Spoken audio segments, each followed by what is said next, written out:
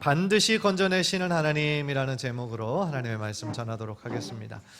이 세상에 우리가 알고 있는 종교만 해도 참 여러 가지가 있어요. 그리고 각 종교마다 이것은 꼭 지켜야 되고 이것은 꼭 하지 말아야 되는 어떤 금기사항을 적어놓은 어떤 법들이 있는 거죠.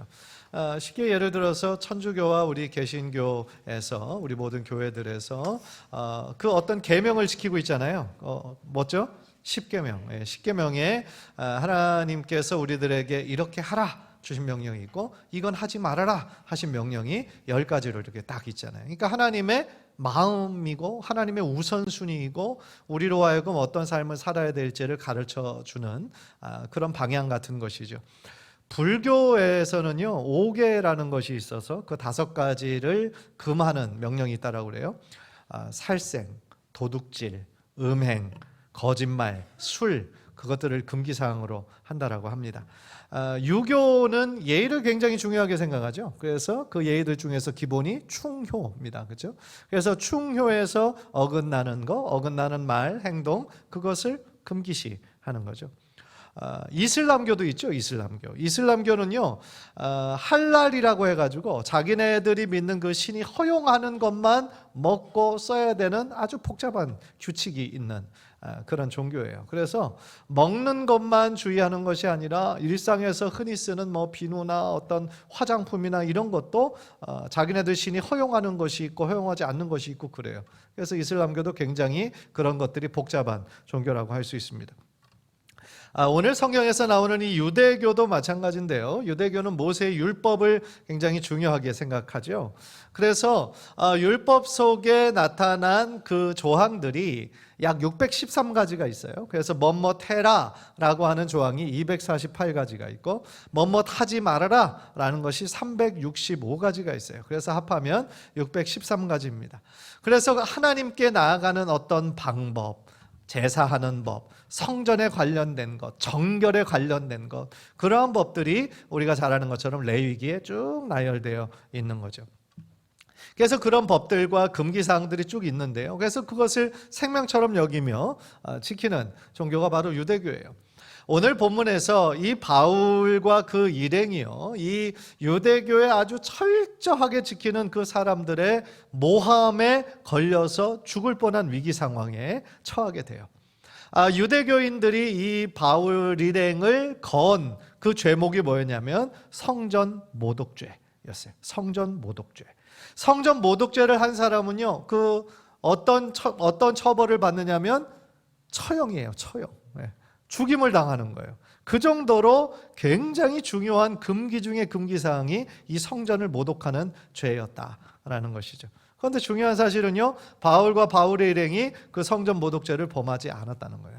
안 왔는데 그 사람들의 어떤 대중 군중 심리를 이용한 사람들이 그것을 억측하고 이용을 해서 바울을 죽이려고 했던 거죠. 눈에 가시로 여기고 있던 많은 사람들이 이것을 하나의 계기로 삼아서 바울을 죽이려고 했던 거예요.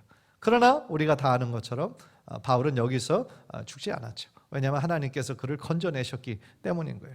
따라서요, 오늘 본문을 통하여서 우리로 하여금 다시 한번 좀 묵상해보고 또 우리들의 삶에 적용할 것은 무엇이 있을까? 우리가 귀 기울여 듣는 가운데 단 한 가지라도 우리들의 마음판에 새겨지는 귀한 은혜가 있기를 주님의 이름으로 간절히 축원합니다. 첫 번째로 우리가 오늘 본문에서 깨닫는 거는요, 하나님의 일하심은요 예측할 수가 없다라는 거예요. 그러니까 하나님의 섭리 있잖아요. 하나님께서 우리 인생을 통하여서 다스리시고 섭리하시는 것은 우리들의 작은 머리로 온전히 이해할 수 없을 때가 참 많다라는 거죠. 우리가 오늘 본문 읽기 전에 한 2주 전에 바로 전에 나오는 본문에서 우리가 어떤 내용을 다뤘었냐면요, 바울이 전 세계를 돌아다니면서 선교하다가 예루살렘 교회를 방문하게 되죠. 그래서 예루살렘 교회의 당시 영적 지도자가 누구였냐면 야고보였어요. 야고보.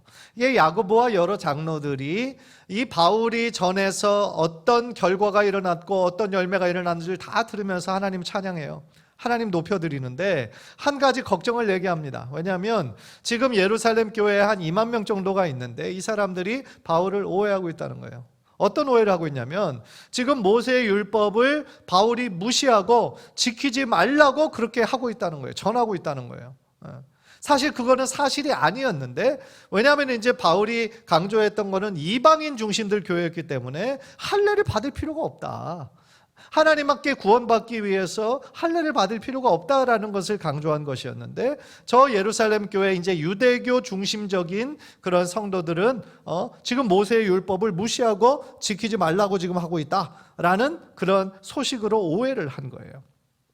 그래서 그 야고보와 그 장로들이 어떤 대안을 얘기하냐면, 지금 이 오해를 해소하기 위한 좋은 방법이 있다. 그게 뭐냐면, 지금 나시린 서원을 준비하고 있는 4명이 있는데, 지금 바울 당신도 같이 나시린 서원을 7일 동안 해서, 또한 그들이 드려야 될 제물을 당신이 대신 내줘서, 지금 바울이 구약의 율법을 무시하거나 그거를 지키지 말라고 하는 것이 아니구나, 이 바울도 율법을 잘 지키고 있거나 그거를 다른 사람들에게 보여주라고 이렇게 중재안을 내요. 그래서 바울이 어떻게 했어요? 바울이 사실은 그렇게 할 필요는 없었어요. 할 필요는 없었지만 공동체의 평화를 위해서, 지금 예루살렘 교회 2만 명 이르는 사람들이 다 자신을 오해하면 안 되잖아요. 갈등이 생기면 안 되잖아요. 그리고 그것을 위해서 또 자신의 우선순위가 한 영혼이라도 구원하는 것이었기 때문에, 한 영혼이라도 자신이 그렇게 안 함으로 실족하는 사람이 생길까 봐 그 나시린 서원을 같이 하는 거예요. 나시린 서원은 7일 동안 하는 건데요, 이제 그 서원이 다 끝나고 나면 예루살렘 교인들이 자신들이 가지고 있던 오해가 다 이제 해결이 되겠지. 이제 하나님 원하시는 아주 좋은 그런 길로 하나님께서 이끄시겠지, 그런 기대를 하게 만들었단 말이에요.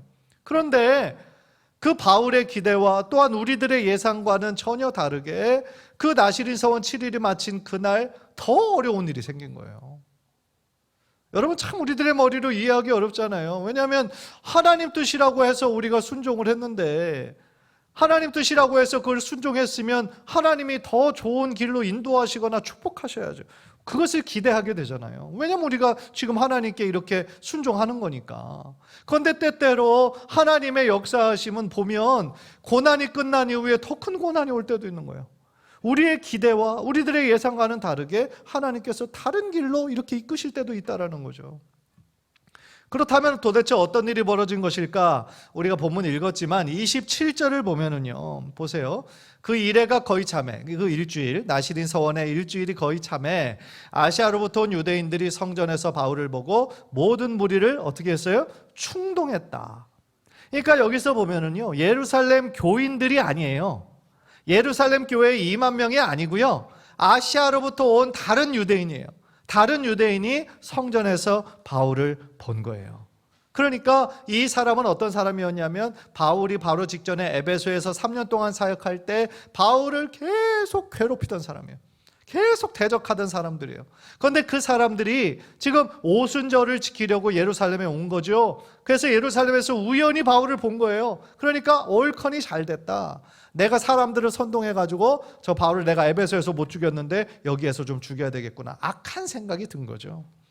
그래서 그 음모의 내용이 28절이에요. 28절 보면, 외치되 이스라엘 사람들아 도우라. 이 사람은 각처에서 우리 백성과 율법과 이곳을 비방하여 모든 사람을 가르치는 그 자인데, 또 헬라인을 데리고 성전에 들어가서 이 거룩한 곳을 더럽혔다 하니. 이제 여기서 제가 아까 이 바울이 걸렸던 죄가 뭐라고 그랬어요? 성전 모독죄라고 그랬잖아요. 지금 이거를 이제 이 사람들이 얘기를 하는 거예요. 이거를 알려면 우리가 조금 그 배경을 알아야 되는데요, 그 예루살렘 그 성전에는 이 뜰이 유대인들만 들어갈 수 있는 뜰이 있었어요. 오직 유대인들만 들어가서 하나님께 예배하는 뜰이 있고요, 이방인들은 이방인의 뜰에만 머물러 있어야지 유대인의 뜰에까지 들어가면 절대로 안 되는 거예요. 들어가면 어떻게 되냐면 죽어요. 그러니까 이것을 모르고 또 우연히 들어갈 수 있는 사람도 있잖아요. 그러니까 거기 유대인의 뜰에 들어가기 전에, 그 이방인의 뜰에서 유대인의 뜰에 들어가기 전에 경고 사인을 붙여놨어요. 여기서부터는 절대로 들어가서는 안 된다. 여기서부터는 유대인들만 들어갈 수 있다 라는 것이 있거든요. 그런데 지금 이 사람들이 보니까 바울이 지금 헬라인을 데리고 있는 것을 이 사람들이 본 건데, 그러면 저 헬라인을 데리고 그 유대인들만 들어갈 수 있는 그 유대인의 뜰에 들어갔구나, 억측을 한 거예요. 본 사람은 없어요. 그리고 사실 들어가지 않았어요, 바울이. 율법을 알고 있으니까. 그래서 이 그 사람들은 그것을 보지도 못했으면서 성전의 법을 어겼다고 해서 이 바울 일행을 죽이려고 했던 거죠. 그래서 29절 보세요. 29절 보면 이는 그들이 전에 에베소 사람 드로비모가 바울과 함께 시내에 있음을 보고 바울이 그를 성전에 데리고 들어간 줄로 생각함이로라. 성전에 들어가지 않았는데, 유대인의 뜰에 들어가지 않았는데 그들은 바울을 보고 악한 마음에 이렇게 들어가려 했다라는 것을 우리가 이렇게 선동해서 바울을 죽여야 되겠구나 생각을 한 것이죠. 이 부분을 보면서요, 이 사람이란 존재가 참 악하구나. 마음에 이제 악한 생각이 들어오면 그 악한 생각이 끊임없이 커져서 자신들이 행하는 것이 악한 것인지도 모른 채 마치 그것이 옳은 일을 하는 것처럼 그렇게 행할 때가 참 많이 있다라는 거예요. 예. 요즘 영화나 드라마를 보면 막 정말 최강의 빌런들 있잖아요. 드라마 더 글로리에 나오는 막 학폭 가해자들은 조금 더 양심의 가책도 느끼지 못하잖아요. 그렇죠? 그러니까 이 사람이 악한 마음이 있다라는 거죠. 예. 또 하나 발견하는 인간의 심리는요, 사람이 쉽게 선동된다는 거예요. 예. 쉽게 선동되는 존재예요. 그러니까 오늘 본문을 보면 수없이 많은 백성들이 지금 선동이 돼서 바울을 죽이려고 하는데 그 자리에 어떤 사람도 이 사람이 정말 그 성전에 들어갔느냐 확인하는 사람이 없는 거예요. 예. 그러니까 그것이 옳은 건지 아닌 건지 확인하는 그런 사람이 한 사람도 없었다라는 거예요. 그러니까 얼마나 이것이 어리석은 거냐는 거예요. 그러니까 사람들이 많이 가니까 우리가 우연히 따라가고 막 이렇게 하는데 왜 왔냐고 그러면 자기도 모르고 얼떨결에 이렇게 온 사람들이 있는 것처럼 이것이 옳은지 아닌지 그것도 전혀 분간하지도 못한 채 사람들이 하는 악한 행동에 동조하는 거예요. 예. 역사적으로 그런 군중 심리를 이용한 경우들이 종종 있었어요. 예를 들어 로마 시대 네로 황제 때요. 이게 얼마나 악했습니까, 네로 황제가. 네로가 로마 시내에 방화를 했잖아요. 그래서 그 불타는 것을 보고 막 노래를 하고 시를 졌다 그러잖아요. 참 악한 왕이고 사이코 같은 사람이죠. 그런데 이제 사람들이 그 소식을 듣고 이 네로가 지금 이 로마 시내에 불을 질렀다라는 막 소문이 도니까 이 네로가 무서워가지고 어떻게 했어요? 이거는 내가 한 게 아니라 기독교인들이 지금 여기에 시내에 불을 지른 거다라고 그것을 거짓말을 막 퍼뜨리죠. 그래서 그 거짓말이 퍼뜨려지니까 이 분개한 로마 시민들이 이 기독교인들을 막 닥치는 대로 죽여가지고 얼마나 많은 기독교인들이 그때 순교하고 핍박을 받았는지 몰라요. 또 한 번의 군중 심리는요, 예수님 그 빌라도에게 심판받으실 때도 역시나 마찬가지였어요. 빌라도 재판관이 생각할 때에 이 예수님은 십자가에 달려 죽을 만한 죄를 범하지 않았어요. 정치적으로 유대의 반역을 일으키지도 않았어요. 그러니까 내가 보기에는 죄가 없다 라고 얘기를 했음에도 불구하고 이 성난 군중들이요, 중간중간에 그걸 선동할 수 있는 사람들을 집어넣은 거죠. 그래서 예수를 십자가에 못 박으라고 바라바를 우리들에게 돌려주라고 중간중간 선동하는 사람들에 있어서 많은 사람들이 선동이 된 거죠. 그러니까 올바른 진리를 진리로 바라보지 못하고 거짓된 것에 선동된 거예요. 그러니까 오늘 요즘 우리말로 하면 가짜 뉴스가 진짜 뉴스인 줄 알고 막 거기에 이렇게 세뇌당하는 그런 경우도 비슷한 경우인 거죠. 사랑하는 성도 여러분, 왜 바울이 이렇게 많은 고난과 핍박을 당해야 했을까요? 우리는 그 이유를 정확하게 알 수가 없어요. 그냥 우리 생각에는 큰 고난이 지나갔으니까 이제는 하나님께서 평안한 시간과 회복의 시간을 주실 걸로 우리는 기대하는데 하나님은 바울에게 더 큰 고난을 허락하셨단 말이에요.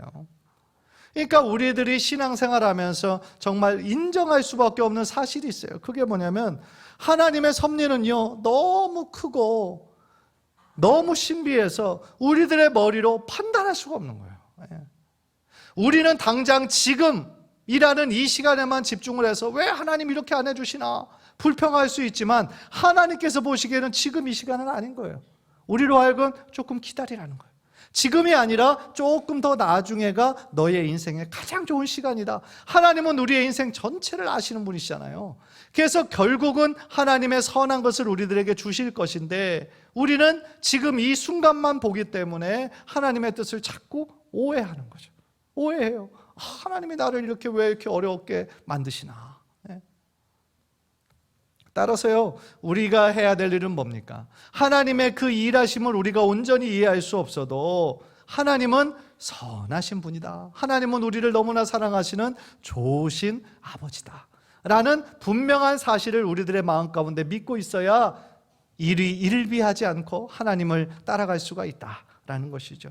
간절히 바라기는 우리 성도님들의 삶 가운데요, 때때로 우리가 원하지 않는 힘들고 어려운 일을 당한다 할지라도 하나님의 선하신 인도하심을 믿으면서 믿음으로, 또한 하나님께서 길을 열어주시는 대로 순종하며 나아가서 하나님의 크신 축복을 체험하는 우리 성도님들 되시기를 주님의 이름으로 간절히 축원합니다.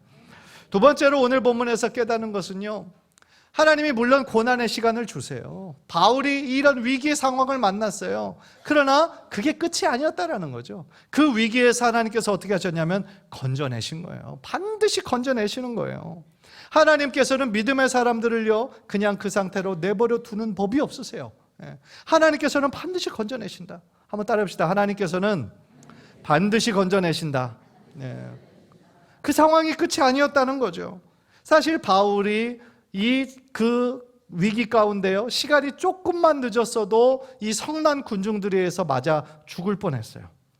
그렇게 바울의 인생은, 정말 파란만장한 인생은 비참하게 끝났을 가능성도 있었어요. 그런데 하나님은요 기가 막힌 타이밍에 유대인도 아닌 이방인 로마의 천부장을 사용하셔서 바울을 위기에서 건져내시죠. 그것이 이제 31절, 32절의 내용이에요. 우리가 아까 읽었으니까 읽진 않겠습니다. 그래서 그 소문을 천부장이 듣고요, 급히 군인들 200명을 데리고 가요. 그래서 바울을 거기에서 건져내는 거죠.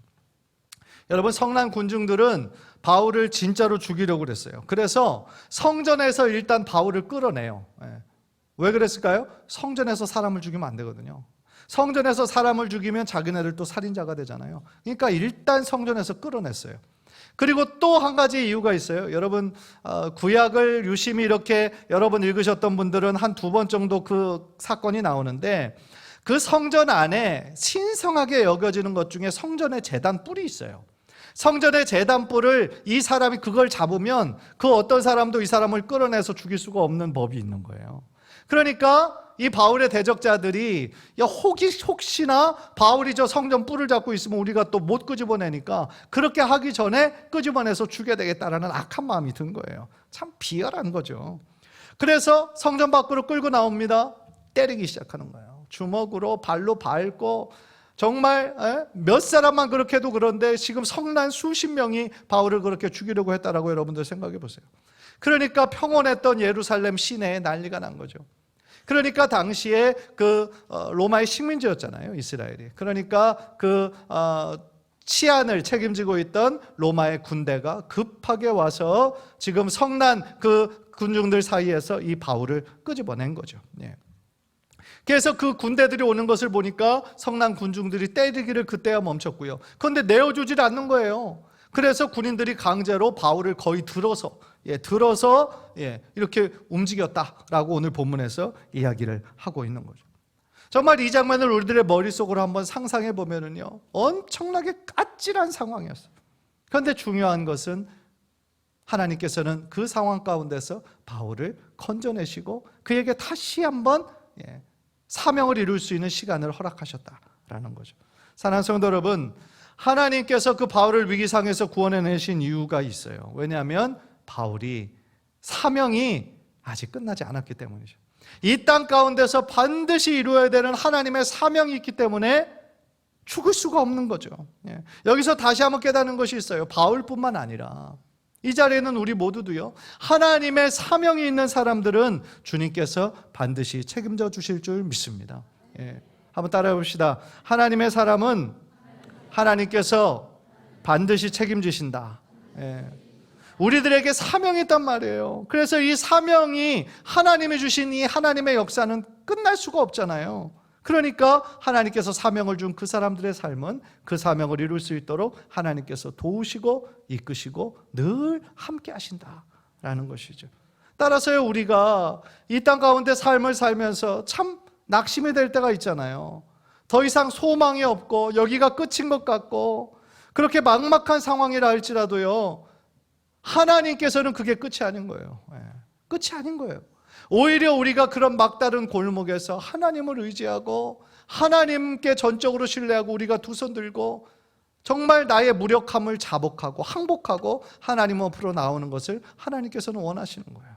우리가 하나님께 자복하는 마음으로 하나님 앞에 나아갈 때 하나님께서는 그런 우리들의 마음을 보시고 전혀 새로운 길로 하나님께서 이끄시고 인도해 주실 줄 믿습니다. 따라서요, 우리들의 삶에도 다 주님 주신 사명이 있음을 우리가 기억할 때 우리들의 인생은 정말 죽지 못해 사는 게 우리 인생이라고 생각하지 마시고 우리가 정말 하루하루 최선을 다하여 살아가야 하는 이유가 분명히 있다라는 것을 기억하셨으면 좋겠어요.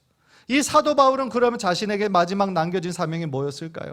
바로 로마로 가서 복음을 전하는 거였고 당시에 땅끝이라고 여겨지던 서바나 스페인에까지 가서 복음을 전하는 것이었어요. 그래서 세계 복음화를 이루는 거, 왜냐하면 바울이요 자신의 삶을 사는 동안에 예수님 다시 오실 것을 기대하며 살았어요. 왜냐하면 예수님께서 계시록 마지막 장에서 내가 진실로 진실로 속히 오리라 말씀하셨거든요. 지금 바울이 한참 활동하던 때는 언제였습니까? 예수님이 그렇게 말씀하신 지 약 30년쯤 지났을 때예요. 그러니까 바울이 자신의 삶을 사는 동안 예수님께서 다시 오실 것을 정말 그렇게 믿고 기대하는 마음으로 최선을 다하여 하루하루 죽음을 두려워하지 않고 하나님의 사명을 감당하려고 노력을 했다라는 것이죠. 그래서요, 사도행전 20장 24절 보세요. 우리 한번 다 함께 읽읍시다. 시작. 내가 달려갈 길과 주 예수께 받은 사명 곧 하나님의 은혜의 복음을 증언하는 일을 마치려 하면은 나의 생명조차 조금도 귀한 것으로 여기지 아니하노라 말씀하셨죠. 우리 예수님께서도 이 세상에 오신 목적이 뭐예요? 잃어버린 영혼을 찾아 구원하시기 위한 그 목적이었어요. 아버지 하나님께서 보내신 그 이유를 찾아 십자가에 달려 돌아가심으로 죽기까지 순종하심으로 그 사명을 온전히 이루셨던 모습을 우리가 보지 않습니까? 그래서 요한복음 10장 10절 우리 한번 다 함께 읽을까요? 요한복음 10장 10절 시작. 내가 온 것은 양으로 생명을 얻게 하고 더 풍성히 얻게 하려는 것이라. 예수님께서 이 땅 가운데 오신 이유가 있어요. 양으로 생명을 얻게 하고, 무슨 얘기예요? 예수님을 우리의 구원자로 믿어서 하나님의 자녀가 되어 새 생명을 얻게 하는 것 첫 번째죠. 그렇다면 우리 이 자리에 있는 대부분의 우리 성도님들은 구원의 확신을 가지고 있어요. 하나님의 은혜로 구원받았어요. 그런데 구원받고 그러면 천국 가는 걸로 끝난 거냐? 내 사명을 다한 거냐? 아니라는 거예요. 예수님이 우리들의 이 삶을 통하여 구원의 확신을 한 이후의 모든 삶이 어떻게 해요? 더 풍성히 얻게 하려는 것이라. 예수 안에서의 삶을 통하여 하나님과의 더 깊게 교제하는 것을 통하여 세상이 줄 수 없는 평강과 기쁨과 자유를 누리시는 삶을 살기를 원하신다는 거예요. 그 삶이 풍성한 삶이 되기를 원하신다라는 거예요. 저는 그런 면에서 이 자리에 있는 우리 성도님들 모두가 구원의 확신만 갖고 그냥 하루하루 사는 것이 아니라 내 삶 가운데 아직 이루어지지 않은 더 풍성한 삶을 위해서 주님과 함께 더 가까이 동행하는 삶을 위해서 더 하나님을 가까이 하시는 우리 성도님들 되시기를 주님의 이름으로 간절히 축복합니다. 그것이 예수님께서 오신 이유, 우리를 구원해 주신 이유라는 거예요. 그런 면에서 그러면 우리 각자에게 주신 사명은 뭡니까? 복음을 단순히 머리로 아는 데서 멈추지 말고 복음대로 사는 거예요. 복음대로 사는 거. 어디에서? 우리 가정에서, 우리 직장에서 복음대로 살아가는 삶을 살아야 되는 것이 하나님께서 우리에게 주신 사명이다라는 거예요. 복음의 내용을 단순히 우리가 아는 것으로만 만족해서는 안 된다라는 거예요. 예수로 인해서 내 삶이 어떻게 변했는지, 그리고 예수로 인해서 내가 어떤 삶을 지금 살아가고 있는지 우리 주변 사람들에게 우리의 삶으로, 입술로만 증거하는 것이 아니라 우리들의 삶으로 증거하는 일이 우리들에게 남겨주신 사명이다라는 거예요. 따라서 우리가요, 이 땅 가운데 하나님의 백성으로, 하나님의 자녀로, 성도로 살아간다라는 것은요, 우리가 주기도문을 외울 때마다 고백하는 것이 있잖아요. 그게 뭐예요? 하나님의 뜻이 하늘에서 이루어진 것처럼 그 다음에 뭐예요? 이 땅에서도 이루어지이다. 무슨 얘기예요? 하나님의 뜻은요, 그저 우리가 죽어서 천국 가는 거 그걸로만 의미하는 것이 아니라 하나님의 뜻과 하나님의 나라, 하나님의 나라는 어떤 장소적인 개념보다 하나님의 통치하는 개념이거든요. 하나님의 온전한 다스리심이, 하나님이 우리의 왕이 되어주셔서, 나의 주인이 되어주셔서 다스리시는 삶이, 물론 천국에서 온전한 하나님의 통치를 우리가 경험하겠지만 이 땅 가운데서도 하나님의 왕 되심을 고백하면서, 주인 되심을 고백하면서 이 땅 가운데 믿음으로 살아나갈 때 나의 삶을 통하여 내가 속한 가정이 하나님 다스리시는 곳이 되고, 나의 직장이 하나님이 다스리시는 곳이 되고, 그것이 조금씩 넓혀지다 보면 뭐예요? 이 땅에 하나님의 나라가, 하나님의 온전한 통치하심이 다스려질 수 있다라는 것이죠. 따라서요, 우리가 그런 믿음과 그런 비전과 그런 사명을 가지고 우리가 오늘 하루도, 또 우리 앞으로의 남은 모든 인생도 그렇게 살아가셔서 정말 하나님의 기쁨이 되고 하나님의 마음을 시원하게 해드리는 귀한 성도님들 모두 되시기를 주님의 이름으로 간절히 축원합니다.